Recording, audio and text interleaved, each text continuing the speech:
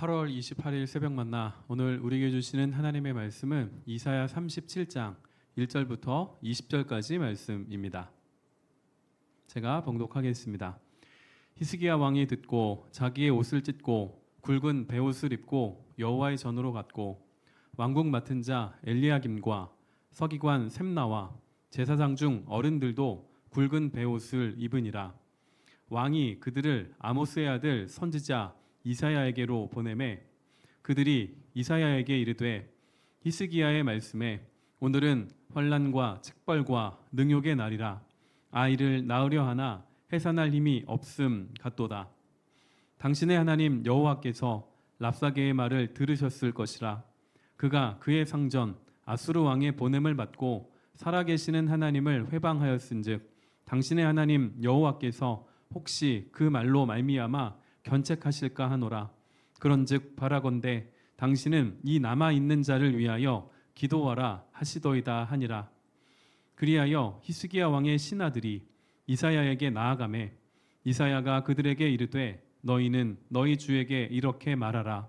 여호와께서 이같이 말씀하시되 너희가 들은 바 아수르 왕의 종들이 나를 능욕한 말로 말미암아 두려워하지 말라. 보라, 내가 영을 그의 속에 두리니 그가 소문을 듣고 그의 고국으로 돌아갈 것이며 또 내가 그를 그의 고국에서 칼에 죽게 하리라 하셨느니라 하니라. 아수르 왕이 라기스를 떠났다 함을 듣고 랍사게가 돌아가다가 그 왕을 만나니 림나를 치고 있더라. 그때에 아수르 왕이 구스 왕 다르하가의 일에 관하여 들은즉 사람들이 이르기를 그가 나와서 왕과 싸우려 한다 하는지라. 이 말을 듣고 사자들을 히스기야에게 보내며 이르되 너희는 유다의 히스기야 왕에게 이같이 말하여 이르기를 너는 내가 신뢰하는 하나님이 예루살렘이 아수르 왕의 손에 넘어가지 아니하리라 하는 말에 속지 말라. 아수르 왕들이 모든 나라에 어떤 일을 행하였으며 그것을 어떻게 멸절시켰는지 내가 들었으리니 내가 구원을 받겠느냐. 나의 조상들이 멸하신 열방 고산과 하란과 레셉과 및 들라살에 있는 에덴 자손을 그 나라들의 신들이 건졌더냐. 하맛 왕과 아르밧 왕과 스발와임의 성의 왕과 헤나 왕과 이와 왕이 어디 있느냐 하라 하였더라. 히스기야가 그 사자들의 손에서 글을 받아보고 여호와의 전에 올라가서 그 글을 여호와 앞에 펴놓고 여호와께 기도하여 이르되 그룹 사이에 계신 이스라엘 하나님 만군의 여호와여 주는 천하 만국의 유일하신 하나님이시라. 주께서 천지를 만드셨나이다. 여호와여 귀를 기울여 들으시옵소서. 여호와여 눈을 뜨고 보시옵소서. 사내립이 사람을 보내어 살아계시는 하나님을 회방한 모든 말을 들으시옵소서. 여호와여 아수르 왕들이 과연 열국과 그들의 땅을 황폐하게 하였고 그들의 신들을 불에 던졌사오나 그들은 신이 아니라 사람의 손으로 만든 것일 뿐이요 나무와 돌이라. 그러므로 멸망을 당하였나이다. 우리 하나님 여호와여 이제 우리를 그의 손에서 구원하사 천하 만국이 주만이 여호와이신 줄을 알게 하옵소서 하니라.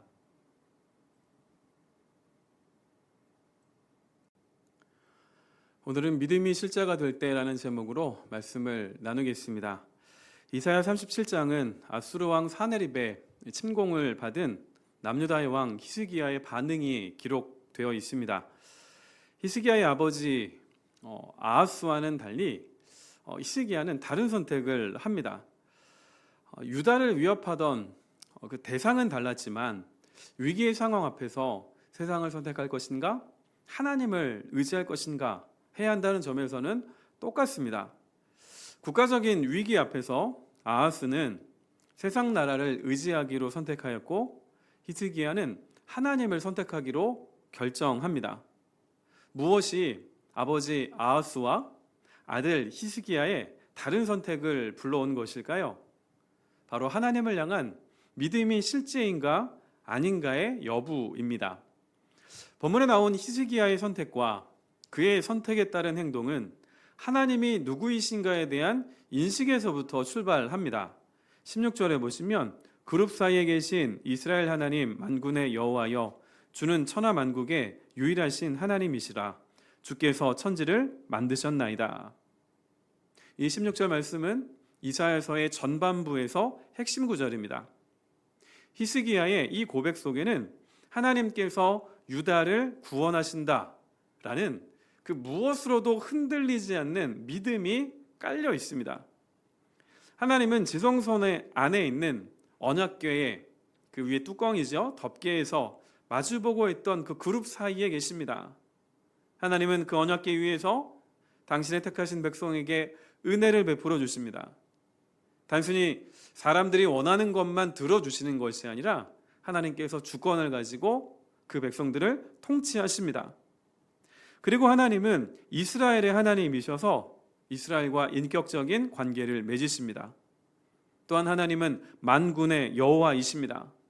당신의 모든 군대를 지휘하십니다.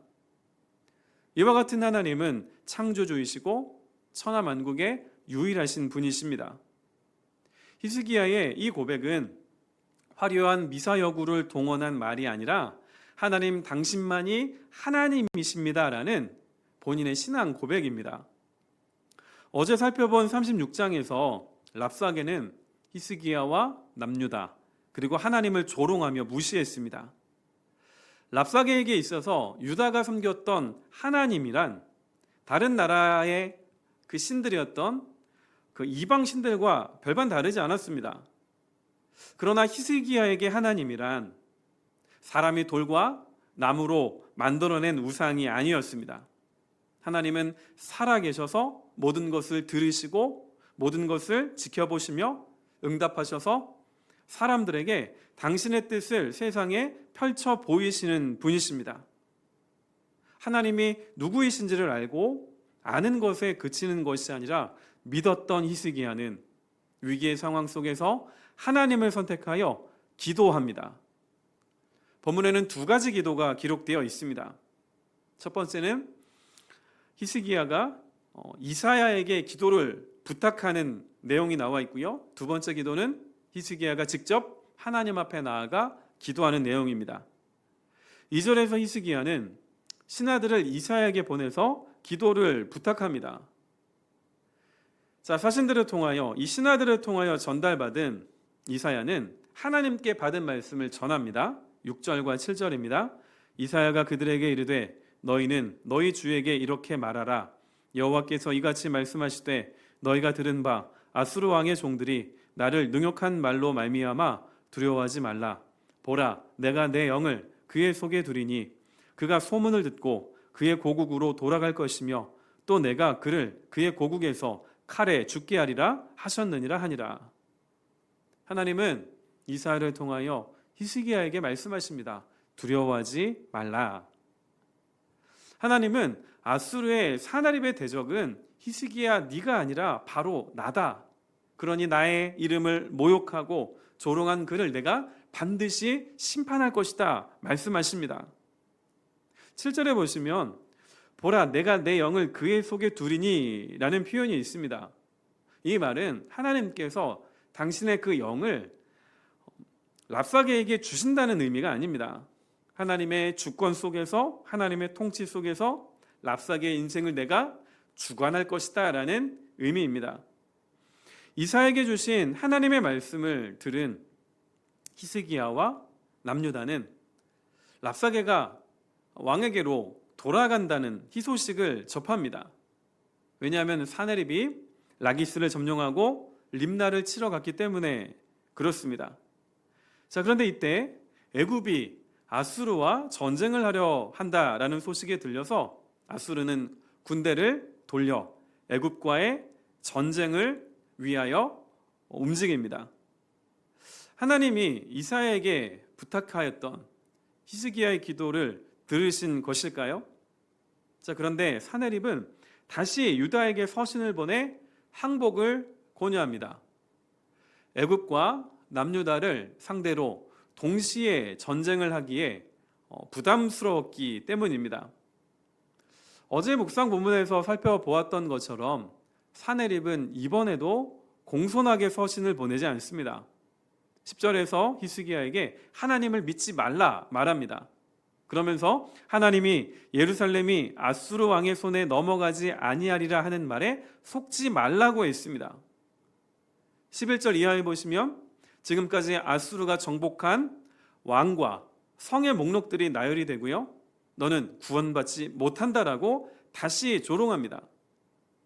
랍사게가 말한 이 내용들은 역사적인 사실을 근거로 했기 때문에 남유다에게는 조금 더 위협적으로 느껴졌을 것입니다. 이 상황 속에서 이성적으로 판단하고 그것을 따른다면 랍사게의 말을 듣고 항복해야 합니다. 만약 여러분이 히스기야라면 이런 상황 속에서 어떤 선택을 하시겠습니까? 눈앞에 어려움과 환난?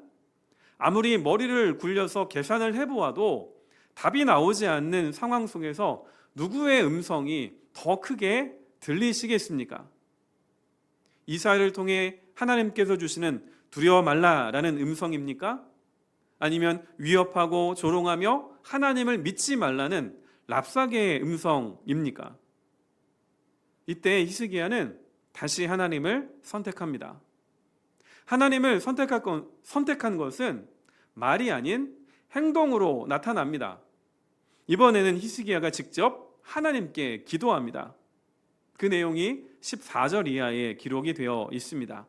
14절과 15절에 보시면 히스기야가 그 사자들의 손에서 글을 받아보고 여호와의 전에 올라가서 그 글을 여호와 앞에 펴놓고 여호와께 기도하여 이르되, 히스기야는 랍사게가 보낸 그 칙서를 갖고 하나님 앞에 펼쳐놓고 기도합니다. 17절입니다. 여호와여 귀를 기울여 들으시옵소서. 여호와여 눈을 뜨고 보시옵소서. 사내립이 사람을 보내어 살아계시는 하나님을 회방한 모든 말을 들으시옵소서. 하나님은 자신의 문제를 그대로 하나님 앞에 가지고 나온 히스기야의 기도를 어떻게 하셨을까요?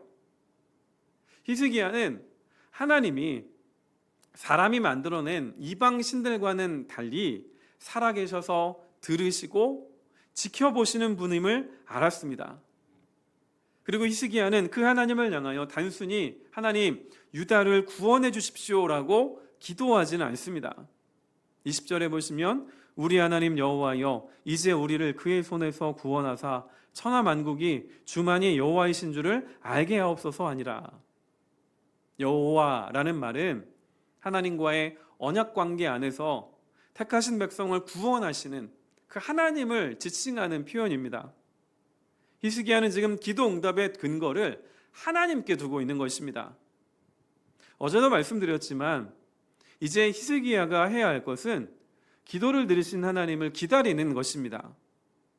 히스기야는 믿음이 실제가 될 때 어려움과 위기 속에서 하나님께 기도했습니다. 히스기야는 하나님이 누구이신 줄을 알았고 하나님을 믿는 믿음으로 반응한 것입니다. 자, 그러면 하나님은 우리가 히스기야와 같이 기도하면 바로바로 응답하실까요? 아닙니다. 내가 하나님께 기도했으니 하나님은 당연히 나의 뜻대로 움직이셔야 하는 그런 분이 아니십니다. 우리가 해야 할 바, 살아계신 하나님께 우리의 어려움과 우리의 필요를 하나님께 고하였다면 이제는 하나님의 시간입니다. 하나님의 뜻을 기다리면서 하나님의 뜻에 맞게 나를 다스려야 합니다. 그리고 성도가 기도하면 하나님만 일하지 않으십니다. 반드시 랍사게와 같은 방해하는 자가 하나님과 기도하는 성도와의 관계를 방해합니다. 랍사게가 보이는 행동은 전형적으로 사탄이 성도를 방해하는 수법입니다. 바로 거짓과 두려움입니다. 히스기야가 내가 신뢰하는 하나님이 예루살렘이 아수르 왕의 손에 넘어가지 아니하리라 하는 말에 속지 말라라는 랍사게의 말에 속지 말아야 했던 것처럼 내가 지금 속지 말아야 할 거짓은 없으십니까? 살아계신 하나님께 기도하고 하나님의 때를 기다릴 때 내 마음을 무너뜨리는 것이 혹시 두려움은 아닙니까? 이 두 가지는 모두 허상입니다. 아직 일어나지 않은 일입니다. 그리고 진실이 아닙니다. 하나님은 히스기야에게만이 아니라 오늘 우리에게도 두려워하지 말라 말씀하십니다. 오늘 나의 하나님을 향한 믿음이 실제가 될 때에 인간의 판단을 넘어서 일하시는 전능하신 하나님을 경험하는 날이 될 것입니다. 이를 위하여 오늘 내가 하나님 앞에 결단하며 하나님을 향한 나의 믿음을 고백할 수 있는 길은 무엇이 있을까요? 하나님께서 여러분을 보내신 그리고 부르신 그 삶의 현장 가운데서 믿음으로 하나님께 응답하시기를 주님의 이름으로 축원드립니다. 기도하겠습니다. 살아계신 아버지 하나님, 하나님의 은혜로 오늘도 새날을 맞이하였습니다. 하루를 시작하며 하나님의 말씀 앞에 나온 사랑하는 모든 성도들을 기억하여 주옵소서.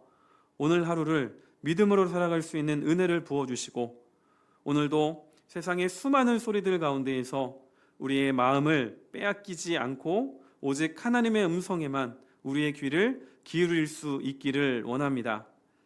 오늘 하루 우리의 믿음이 실제가 되어서 하나님을 향하여 나아가게 하시고 모든 삶의 걸음걸음마다 우리의 모든 삶의 형편을 돌보시고 지켜보시며 들으시고 응답하시는 하나님과 함께하는 복된 발걸음 되게 하여 주옵소서. 예수님의 이름으로 기도합니다. 아멘.